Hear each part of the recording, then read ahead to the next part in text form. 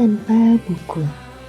Pernahkah kau ke toko buku, perpustakaan, atau taman bacaan?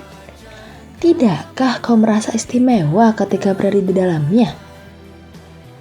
Di sekelilingmu ada berbagai toko dari dunia nyata dan hayal, tempat yang pernah kau kunjungi dan yang belum, informasi dan cerita dari masa lalu, masa kini, dan masa depan.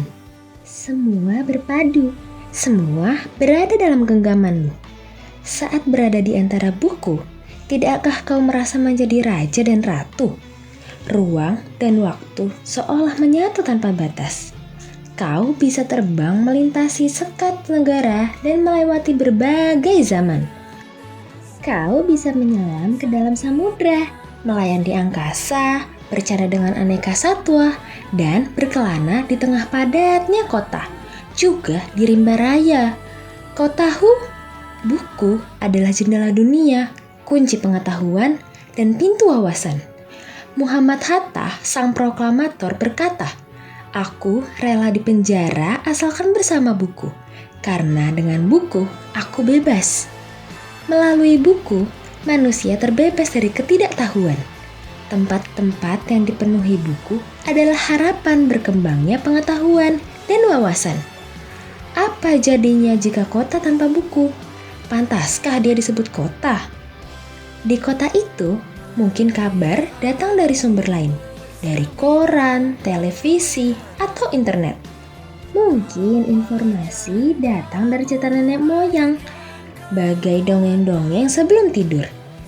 Irama warganya pun tiada beda, bangun pagi, bertebaran di muka bumi untuk berbagai keperluan, untuk kembali pulang siang atau sore harinya. Setelah itu, mereka berangkat tidur dan memulai lagi hari berikutnya. Semua serupa. Di kota itu, mungkin ada bangunan bernama perpustakaan. Di dalamnya, buku-buku berderet dalam rak yang tak terjamah. Tiada tangan meraih dan membuka halaman demi halaman dengan sukacita.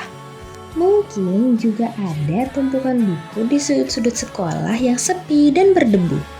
Jarang dikunjungi, jarang dibaca. Buku-buku di sana terongok tanpa nyawa. Bagaimana dengan kotamu? Mungkin kau tinggal di tengah kota yang megah, atau gang sempit, desa terpencil, di sisi pesisir, atau di kaki gunung. Adakah perpustakaan, taman bacaan, atau toko buku di dekat rumahmu? Jika ada, apakah tempat itu menjadi wadah berkumpulnya anak-anak dan warga? Menjadi pusat berkembangnya wawasan dan pengetahuan? Atau hanya menjadi pajangan? Maukah kau menjadi orang yang menghidupkannya? Kau bisa mengunjunginya dan mengajak teman-teman membaca dan berbagi cerita di sana. Jadikan tempat itu sebagai sumber kegembiraan dan pengetahuan. Jika di tempat itu belum ada, maukah kau menjadi orang yang memulai menghadirkannya? Kau bisa memulainya dari sebuah sudut di teras rumahmu. Ajak teman-temanmu memulai langkah baru. Jangan biarkan waktu berlalu tanpa buku. Siapapun dirimu, bersahabatlah dengan buku. Dia akan menjadi teman setiamu sepanjang waktu.